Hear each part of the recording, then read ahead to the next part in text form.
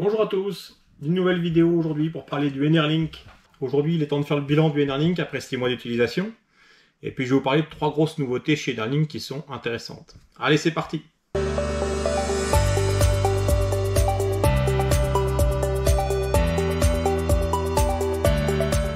Alors ces 3 nouveautés, qu'est-ce que c'est? La première bonne nouvelle, c'est que le Enerlink est maintenant éligible aux primes CEE. Donc c'est les primes d'économie d'énergie. Je vais vous expliquer ça après. La deuxième bonne nouvelle, c'est que les prix du Enerlink sont en baisse. Et puis la troisième bonne nouvelle, c'est l'apparition de l'offre Enerlink solaire. Alors la prime CEE, c'est quoi? C'est la prime aux économies d'énergie.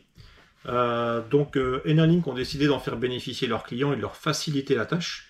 C'est-à-dire qu'au lieu de constituer vous-même le dossier pour le transmettre et puis récupérer votre prime, la prime est directement déduite du prix d'achat de Enerlink. Donc ça, c'est quand même intelligent.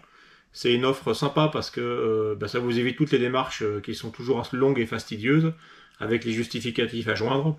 Donc cette prime, elle va de 5 à 40 € en fonction de différents critères. Il y a un test d'éligibilité sur le site My Energy Manager, je vous mets le lien dans la description. La deuxième bonne nouvelle, c'est l'apparition du Enerlink solaire. Alors jusqu'à maintenant, il n'y avait qu'une seule offre Enerlink avec un écran. Aujourd'hui, il y a deux offres. Il y a le Enerlink standard et le Enerlink solaire. Donc le Enerlink standard, c'est ce qu'on connaissait jusqu'à maintenant, et le Enerlink solaire, lui, va vous permettre, sous certaines conditions, d'afficher la valeur du surplus photovoltaïque, donc la valeur de votre réinjection sur le réseau. Et puis sur la plateforme MyEM, qui est consultable sur PC ou sur téléphone, via un navigateur internet, vous aurez la possibilité de consulter votre production photovoltaïque. Donc pareil, c'est sous certaines conditions, je vais vous détailler tout ça. Donc la condition pour pouvoir afficher votre réinjection sur le réseau, c'est qu'il faut avoir un contrat de revente actif de votre surplus photovoltaïque. Donc il faut être déclaré producteur auprès d'Enedis. Et puis il faut que votre compteur Linky soit en tick standard et non pas en tick historique. Ça, c'est une demande à faire auprès d'Enedis. Si vous ne remplissez pas ces conditions, votre écran affichera 0 watts quand vous serez en réinjection, c'est-à-dire que vous ne consommerez rien sur le réseau, et puis vous allez réinjecter votre surplus photovoltaïque. Et puis la partie affichage de la production solaire, donc sur la plateforme MyEM, qui est la plateforme où on consulte les données du Enerlink, tout ce qui va mesurer, c'est stocké sur cette plateforme, et vous pouvez le consulter sous forme de bilan et d'analyse. Donc viennent s'ajouter à tous ces bilans, et toutes ces analyses et toutes ces mesures, votre mesure de production solaire. Donc pour ça, il faut soit avoir des onduleurs, des micro-onduleurs de chez Enphase, soit avoir une Shelly Plug S. Donc Shelly, je vous en parle sur ma chaîne, sur d'autres dispositifs. La Shelly Plug S, c'est une prise intelligente Wi-Fi qui va venir remplacer, par exemple dans le cas des panneaux Synology, ça va venir remplacer la prise intelligente Synology qui est vendue avec les panneaux. Vous mettez une Shelly Plug S à la place. Elle va mesurer votre production solaire de la même façon, mais dans l'application Shelly. Et puis surtout, dans l'application MyEM, je vais vous montrer, il faut coupler cette prise, il faut l'associer à votre compte, il va récupérer les informations, et puis vous pourrez avoir accès à votre bilan solaire ou votre production solaire sur la plateforme My Energy Manager.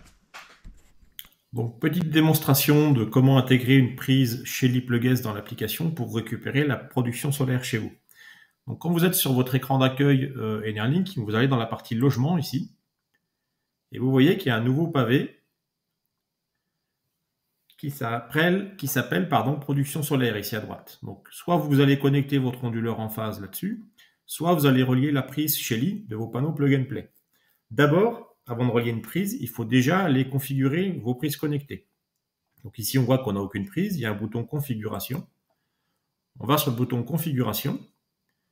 On clique sur configuration et là vous arrivez sur une nouvelle fenêtre qui va vous demander de vous connecter à votre compte Shelly. Vous faites accéder à mon espace Shelly. Moi j'avais déjà été connecté tout à l'heure, mais il vous demande votre identifiant et votre mot de passe, vous les saisissez. Et puis ici vous allez venir saisir vos prises connectées ou votre prise connectée qui va mesurer la production de vos panneaux solaires. Donc on va par exemple chez moi prendre la prise salle à manger, parce que moi mes panneaux solaires ne sont pas reliés à une prise Shelly Plug S, je fais ça seulement pour la démonstration. Donc, quand vous allez cliquer sur une prise parmi vos appareils Shelly, vous allez avoir Enable Integrator for this device. Donc, ça vous demande si vous souhaitez autoriser l'intégration pour cet appareil. Vous faites Yes. Allow Device Control, vous laissez à No. Vous faites Sauvegarder. Et puis ici, ça vous dit Done, ça veut dire que c'est fait. Vous cliquez OK, vous fermez cette fenêtre. Et là, on voit la page se rafraîchit toute seule et on voit que je viens de connecter le 6 novembre la prise salle à manger. Je fais retour. Et ici, ma prise salle à manger va apparaître. Voilà. Et là, vous cliquez sur relier la prise Shelly. Donc là, sélectionner la prise connectée Shelly utilisée pour le panneau Plug and Play, c'est celle-ci. Je fais enregistrer. Et à partir de maintenant, cette prise est celle qui est choisie pour mesurer votre production solaire. Donc quand je vais revenir sur ma conso, je vais retrouver le graphique de consommation de ma maison, donc ma puissance en watts par jour, comme c'est appelé sur le site Enerlink. Et puis en dessous, il y a un nouveau graphique qui apparaît qui s'appelle ma production en watts par jour. Et ici, votre production, alors pour l'instant, j'ai encore rien parce que je viens de relier ma prise. J'ai ma production en watts qui va apparaître. Je vais revenir dans quelques heures et j'aurai ma production en watts qui va apparaître ici sur ce graphique-là. Et en dessous, vous avez un pavé production totale qui est apparu. Et pareil, vous avez votre production totale qui va apparaître ici en kilowattheure. Donc voilà, c'est tout simple à intégrer dans l'application. Et puis, ça vous permet de suivre votre production solaire assez facilement. Alors concernant le solaire, si vous faites partie des clients de la pré-offre Enerlink, c'est-à-dire parmi les premiers clients à avoir eu le Enerlink, comme c'est mon cas, et bien, automatiquement, votre Enerlink sera upgradé, si je peux dire, pour intégrer les fonctionnalités du Enerlink solaire. Donc vous n'avez pas à racheter l'appareil. Votre Enerlink va être mis à jour. Ça a été le cas pour moi, c'était complètement transparent du jour au lendemain. Et la troisième bonne nouvelle, c'est pas les moindres, c'est la baisse des tarifs chez My Energy Manager au niveau du Enerlink. Donc étant donné que le bouche à oreille marche bien, que leur appareil marche bien, qu'il est bien accueilli par le public, ben, plutôt que d'augmenter leur marge en tirant les prix des fournisseurs et en augmentant les prix pour les clients, et ben, ils ont décidé de répercuter la baisse des tarifs sur les prix pour les clients.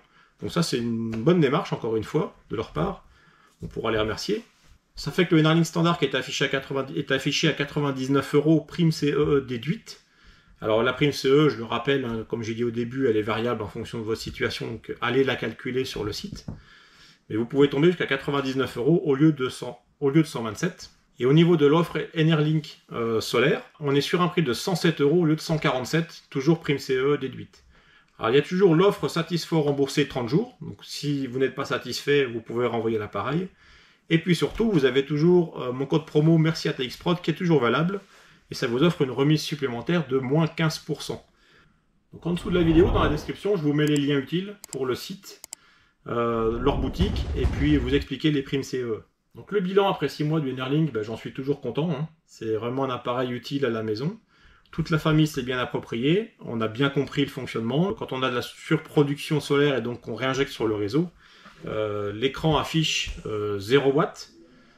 Par contre, on a conscience, s'il y a vraiment beaucoup de soleil ou pas, de la puissance qu'on a de disponible. Et dans ce cas-là, on va lancer un lave-vaisselle, une machine à laver. Alors bien sûr, il faut lancer ces appareils en séquentiel. Il ne faut pas s'amuser à lancer le repas sur la plaque de cuisson qui fait 1000 watts et une machine à laver en même temps. Je sais très bien que mon surplus solaire ne me permettra pas ça. Alors après, je ne sais pas combien vous aurez de surplus solaire chez vous. Il faut toujours adapter ça à votre cas et à votre situation. Mais en tout cas, chez nous, on lance bien ça de façon séquentielle. Alors dans mon cas, évidemment, c'est mes panneaux solaires, comme j'en ai 4, qui nous ont aidé à vraiment réduire la facture EDF. On a quasiment réduit de 20% la facture EDF depuis le début de l'année. Mais le Enerlink y participe dans le sens où, évidemment, à chaque fois qu'on voit 0 watts sur l'écran, on sait qu'on est en train de réinjecter, donc on a de l'énergie à disposition. Sans l'écran, on se poserait toujours la question de savoir est-ce que vraiment je suis en train de réinjecter ou est-ce qu'il y a quelque part dans la maison un consommateur qui est en train de consommer cette énergie et on ne peut pas l'utiliser. Donc l'écran est toujours utile pour ça, et puis surtout sur l'écran on peut consulter la consommation actuelle, la consommation du jour, de la semaine, du mois, de l'année. On a tout l'historique qui peut s'afficher, donc ça c'est super utile. Et puis comme on a la consommation en kilowattheure qui est écrite sur l'écran, mais aussi le prix, donc on voit tout de suite sur l'écran la répercussion de notre consommation. Voilà, on arrive à la fin de cette vidéo, j'espère que vous êtes restés jusqu'au bout, je vous en remercie. On a passé la barre des 7000 abonnés début septembre, donc je suis super content pour ça, parce que quand j'ai fait ma chaîne il y a 2 ans, je ne pensais pas avoir autant d'abonnés. Alors c'est vrai que sur ma chaîne, j'aborde des sujets sur des tutos sur l'automobile, et puis pour vous aider à réparer et entretenir votre voiture.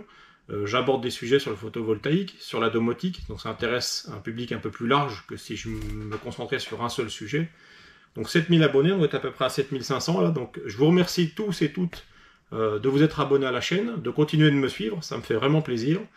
Et puis bientôt sur ma chaîne, je vous parlerai du bilan de mes panneaux solaires, puisque ça fait 1 an que je les ai commandés, les 2 premiers. J'en ai racheté 2 autres début mai. Donc j'en suis à 4 panneaux solaires aujourd'hui. Je ferai un petit bilan de ma production solaire et puis de tout ce que ça a apporté comme gain au niveau de la consommation sur le réseau. Je ferai aussi une vidéo avec le bilan du routeur solaire Arson. Vous pouvez regarder dans mes différentes playlists, j'ai une vidéo sur le routeur solaire Arson. J'avais prévu qu'il soit rentabilisé sous 1 an et demi, et là je l'ai monté en février, on est fin octobre, et il est quasiment fini d'amortir. Donc je vous expliquerai tout ça dans la vidéo. Je vous dis à bientôt, ciao!